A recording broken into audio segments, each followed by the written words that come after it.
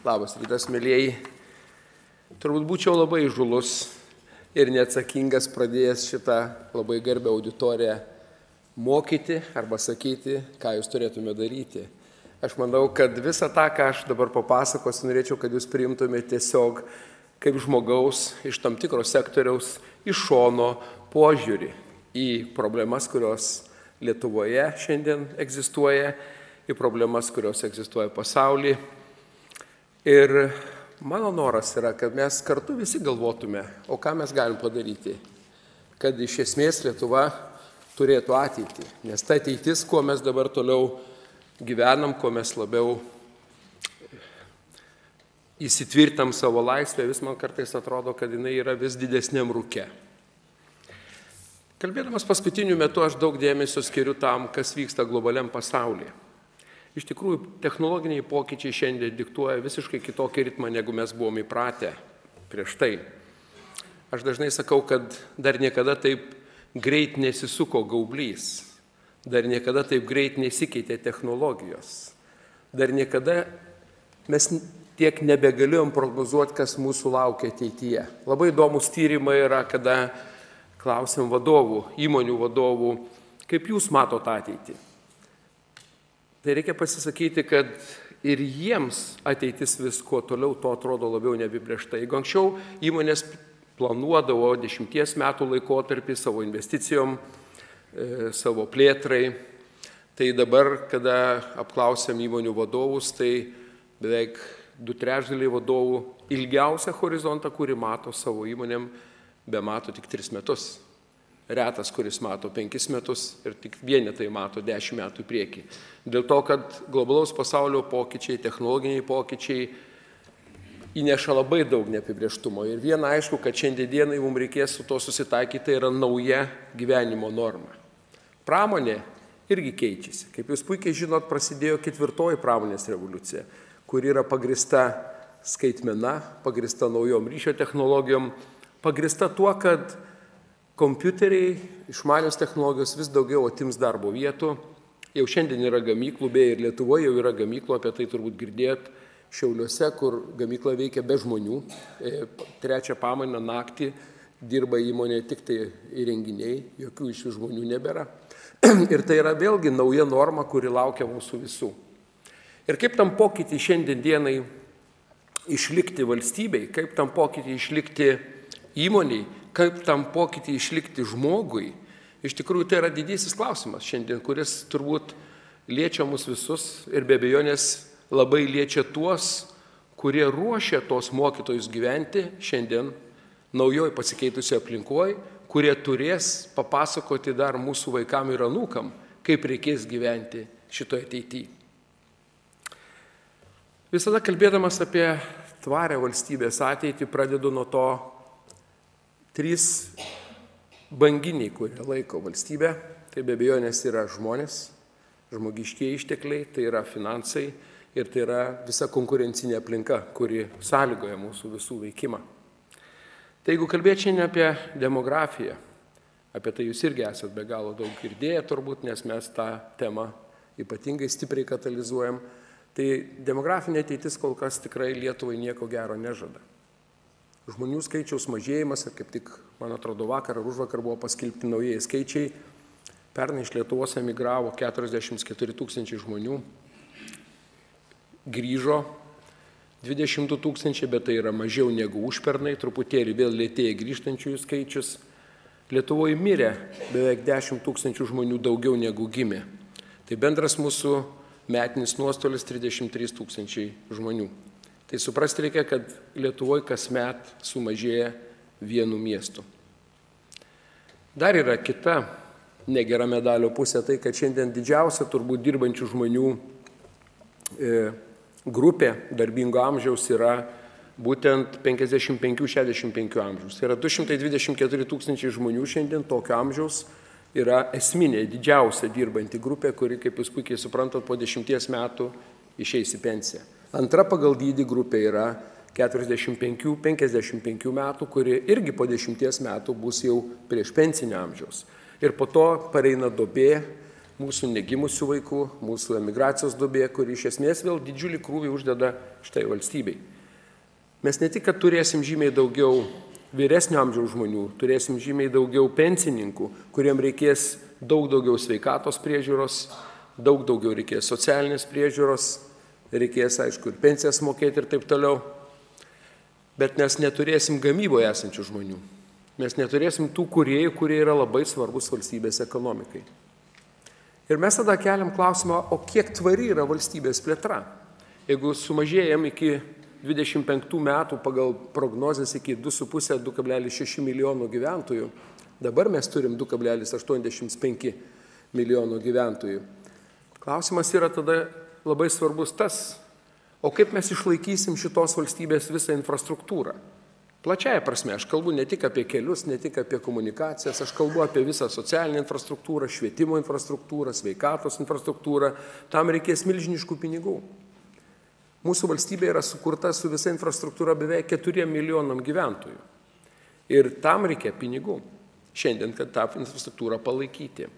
Ir labai svarbus pasidaro vienas labai dėmuo, o kokia bus dirbančio žmogaus tuo metu pridėtinė vertė, kiek jisai galės sumokėti mokesčių, kad valstybė turėtų pakankamai pinigų savo įsipareigojimams. Ir tada suprantam, kad šiandien esminis žmogus ateičiai Lietuvos yra mokytojas, kuris turi paruošti žmogų gyventi toj besikeičiančio aplinkoje, turi paruošti jį visiškai kitaip suprantantį besikeičiantį pasaulį, turi paruošti žmogų kūrėją, kuris kurtų tą pridėtinę vertę. Ir aš manau, kad mes šiandien tikrai turim nemažai problemų.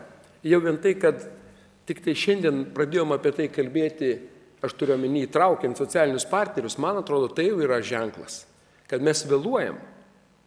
Bet geriau vėliau negu niekada. Aš manau, kad yra labai svarbu mums kuo daugiau kalbėti. Nes esminis klausimas, kuris valstybei turėtų būti pats svarbiausias, tai yra, o koks bus tas ateities kūrėjas? Ar jisai pajėgus bus kurti ateitį šitai valstybei? Aš dabar daug važinėjau po Lietuvą, lankausi įvairiuose miestuose, būtinai aplankau mokyklas, susitikinėjau su mokytojais, susitikinėjau su gimnazijų studentais, susitikinėjau su kolegijų studentais ir dėstytojais. Ir aš matau vieną svarbų momentą, kad mes per mažai šiandien produkuojam žmonių, kurie su savo kūrybinėm idėjom, su savo talentais galėtų kurti ateitį, o nebūti tik tai geri vykdytojai. Kur aš matau didelę bėdą, kad mūsų mokytojai šiandien dienai neretai nesupranta giluminiai, kas yra rinkos ekonomika. Negali to papasakoti vaikams. Ir kai aš pradedu vaikų klausti, kas jūsų manymu yra svarbiausia versle, vaikai visi chorų salėje šaukia pinigai. Ir sakau, čia yra neteisingas atsakymas, vaikai. Teisingas atsakymas versle yra, idėjos yra esminis dalykas. Pinigų šiandien jūs patys puikiai žinot, kad yra prispausdinta ir spausdinama tiek, kad nebežino žmonės, ką su jais daryti.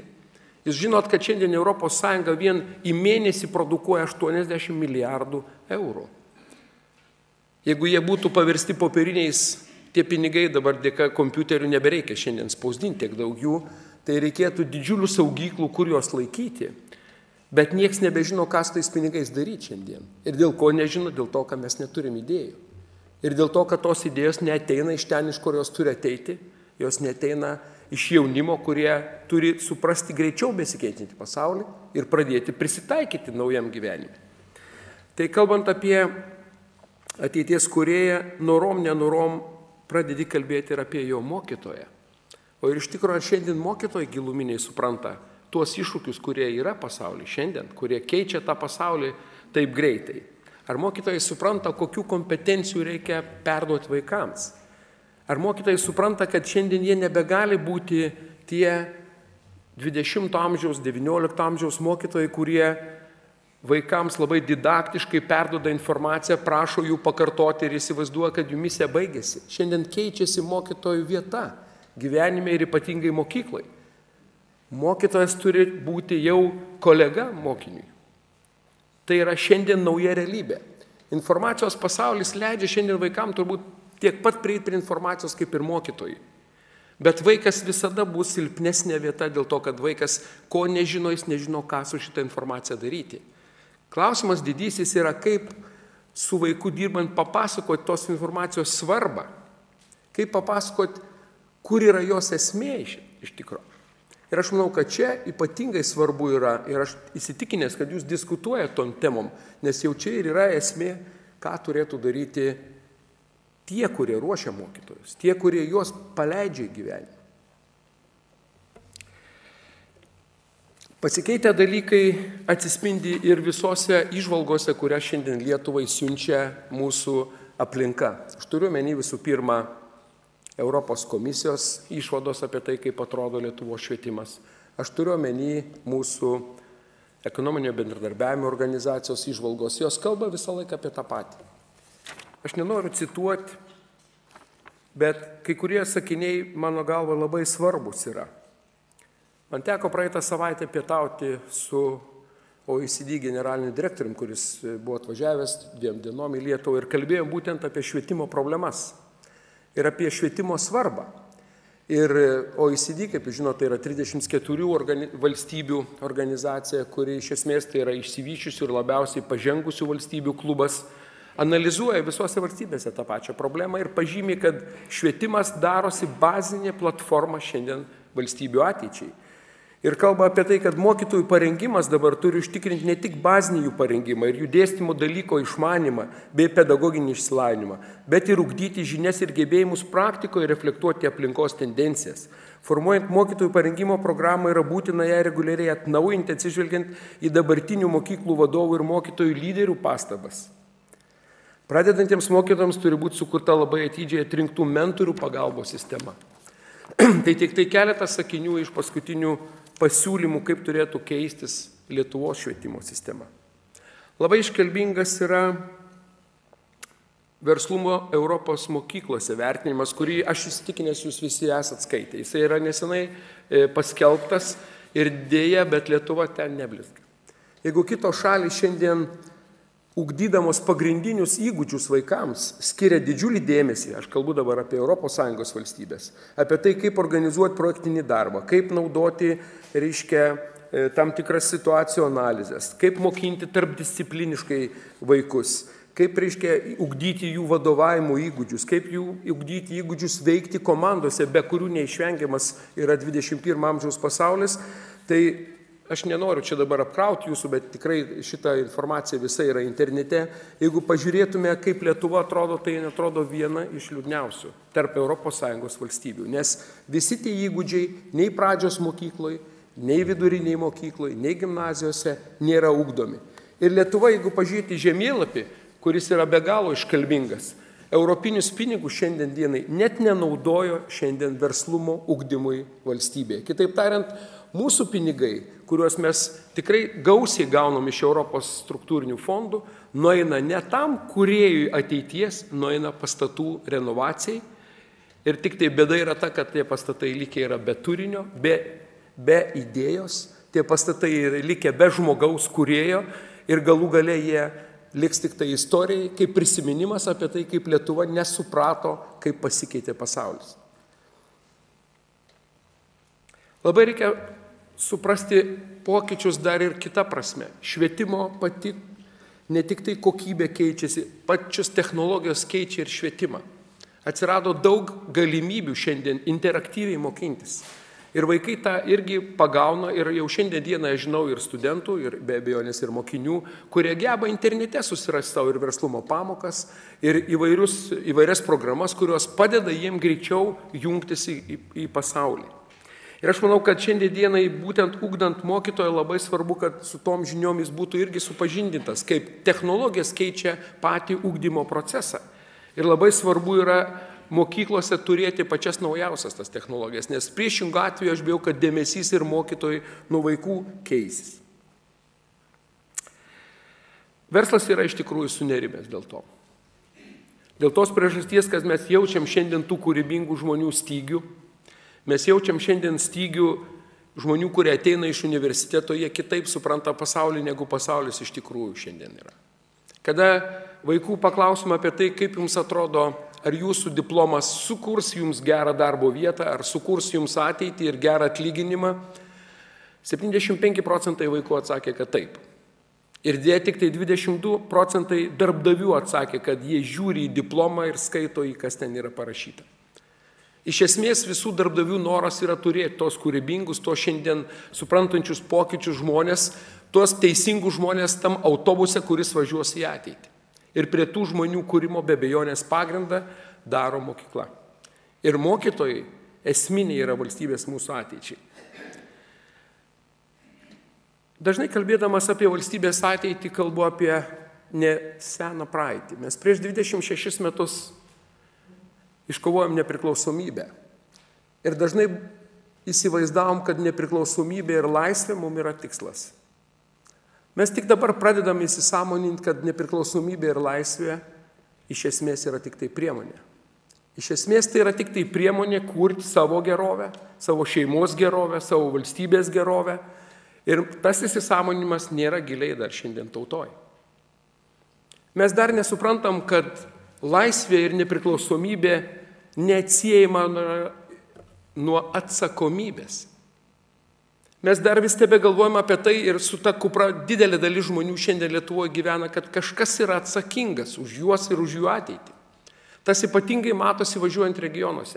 Kada pradedam kalbėti, kaip jūs norėtumėt gyventi, ko reikia, kad jums būtų geriau, visi kalba ir labai dažnai mini žodį valstybė. Valstybė yra atsakinga už jų gyvenimą, valstybė atsakinga už tai, kad jie gyventų kokybiškai, kad jie būtų patenkinti. Kai aš pradedu gilintis ir klausti, kas yra ta valstybė jūsų manimų, žmonės iš esmės pradeda improvizuoti. Vieni galvoja, kad Seimas yra valstybė, jis yra atsakingas, kiti galvoja, kad vyriausybė yra atsakinga ir ministras pirmininkas turėtų pasirūpinti jais. Ir aš klausiu, tai jūs įsitikinę, kad ministras pirmininkas turi atvažiuoti ir žiūrėti kiekvieną dieną, ką jūs veikėt, siūlyti jums darbų? Tada jie pradeda sutrikę ir suglumę klausyti, o kas tada?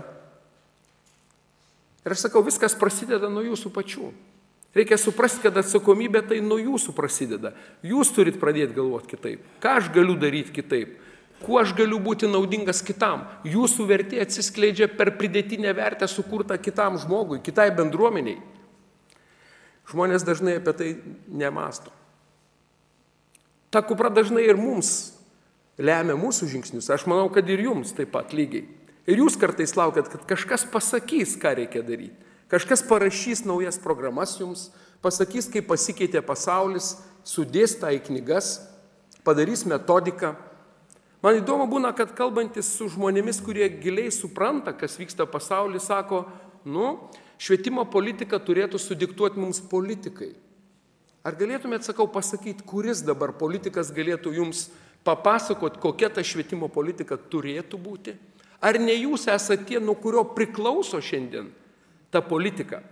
Juk tik tai kalbėdami sykiu mes galim sukurti iš tikrųjų pagrindą, ant ko stovės valstybė, pagrindą, ant ko ugdysim žmonės. Tik mes susitarę galim turėti tokią politiką. Ir aš įsitikinęs giliai, kad nėra politiko šiandien Lietuvoje, kuris giliai išmanytų, ką reikėtų šiandien mums daryti. Tas dalykas atsitiks tik tai tada, kai mes susėsim kartu aplink stalą ir susitarsim. Mes, aš turiu manį, visą plačią mūsų visuomenę. Ir visų pirma, elitą valstybės. Ir švietimo elitas šiandien yra turbūt atsakingiausias už tai, o jūs esat iš esmės švietimo elitas. Jūs esat ta akademinė bendruomenė, kurios gelmėse turėtų būti naujos švietimo sistemos arba pertvarkos sistemos gairės. Ar jūs daug apie tai patys diskutuojate? Ar jūs šiandien kviečiat socialinius partnerius, ar jūs kalbat su jais, ko reikia šiandien pasikeitusiam pasauliui? Aš nenoriu atsakymą, aš tik tai noriu, kad jūs apie tai pagalvotumėt. Ir aš esu įsitikinęs, kad šiandien dieną, jeigu mes norim ką nors Lietuvoje keisti, mes turim pradėti nuo savęs.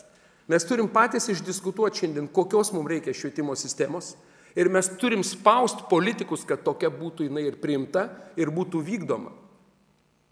Pramonininkai šiandien kartu su dar 3 verslo organizacijom. Tai yra investitorių forumas, tai yra darbdavių konfederacija, tai yra pramonės prekybos amatų rūmai. Mes sukūrėm tokią virtualią tarybą, kuri taip ir vadinasi, verslo taryba. Ir mes šitoj taryboje diskutuojam apie tai, kaip reikėtų keisti švietimo sistemą. Mūsų iniciatyvą mes pradėjom tą daryti 2014 metais ir pastoviai visus 15 metus mes katalizavom švietimo problemą ir visą laiką galvojom, kad mes turim patys pradėti galvoti ir pradėti kurti tą ateities žmogų kartu su kitais, kurie švietime yra. Ir visų pirma, su akademinė bendruomenė. Mes šiandien parengėm politiniam partijom gaires nacionalinio susitarimo dėl mokytojų. Aš noriu jas perskaityti, jeigu dar jūs man leidžia truputėlį. Apie ką mes kalbam šiandien. Pagrindinį dėmesį reikia skirti mokyklos reformai ir mokyklų rengimui. Mokytojų rengimas užtikrinant stiprių profesinių žinių suteikimą globaliai ir novatoriškai mąstančio mokytojų ugdymą. Valstybės užsakymo principų taikymas mokytojų rengimui, skiriant prioritetinį valstybės biudžeto finansavimą, atskiros finansavimo programos į regionus vykstantiems mokytojams parengimas. Paskatų sistemos, kurią sudaro aukštas socialinis pripažinimas, sustiprintas mokytojų statusas ir padidintas atlyginimo lygis sukūrimas. Siekiant pritraukti puikiai besimokančius mokinius, rinktis mokytojo profesiją. Ypatingą dėmesį skirti naujų mokytojų pirmajam priėmimui į darbą, sukuriant paramos tinklus ir kuravimo programas, kurias vykdant mokytojai turintys reikalingą patirtį ir įrodytas kompetencijas galėtų aktyviai veikti reformuojant mokyklą jos viduje ir mokyti naujus kolegas. Užtikrinti mokytojų informacinių ryšių technologijų švietimą, kad mokytojai gautų naujausias technologijos plėtros ir jos pritaikymo švietimo srityje žinias ir šios įgūdžius aktyviai naudotų pamokose. Bent vienos plačiau vartojamos užsienio kalbos mokėjimas turi būti privalomas mokytojų. Ekonominio raštingumo ir verslumo mokymo sistemos ikimokyklinėse ir bendro ugdymo mokymo įstaigose įtvirtinimas. Mokyklos mokymo programa nukreipta kūrybingumo ir kritinio mąstymo ugdymui, užtikrinanti verslumo, teisinių žinių orientavimus informacinėje aplinkoje, gebėjimų pritaikyti gaunamas žinias lavinimui, parengimas ir įdiegimas. Mokinių žinių ir įgūdžių susijusių su dalyvavimu demokratinėje visuomenėje ugdymas, pilietiškumo skatinimas, pilietinį švietimą padarant privalomų mokytojų rengimo ir mokyklos programų dalyku. Čia yra mūsų pasiūlymai. Beje, jie jau yra aptarti su visų mūsų parlamentinių partijų nariais. Ir jeigu mums pavyks, mes planuojame iki pavasario pabaigos tą susitarimą pasirašyti ir tai būtų mūsų programa iki 2030 metų. Aš jau atsiprašau, labai daug jums laiko atėmiau ir taip. Bet aš esu įsitikinęs ir dažnai cituoju mūsų profesorių Šliogerį, kad valstybės kūrimas iš esmės visais istorijos laikais buvo atsakingų žmonių, aukšto intelekto, vadinamojo elito reikalas. Elito plačiaja prasme. Tam reikia komitmento ir iš politinio elito. Tam reikia pasiaukojimo iš akademinės bendruomenės. Aš manau, kad šiandien per mažai mes dar turim jos. Jūs patys prisiminkit tik tai, kada jūs viešoje erdvėje girdėjot šiandien Edukologijos universitetų profesūros diskusijas apie pokyčius pasaulyje, apie kokio reikia mokytojo per paskutinius metus. Mums šiandien reikia kultūros elito įsipareigojimo ir be abejonės mums reikia verslo elito įsipareigojimo, kur tik kartu galėsim pakeisti iš tikrųjų ir turėti valstybės ateitį. Ačiū labai klaususiems.